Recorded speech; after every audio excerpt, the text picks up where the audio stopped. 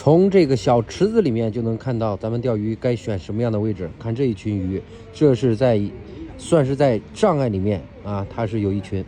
然后呢，这个石板底下这个地方呢，算是一个凹坎，它也是有一群鱼。但是看我眼前的这片亮水，光秃秃的，没有障碍，啥也没有，它就没有鱼。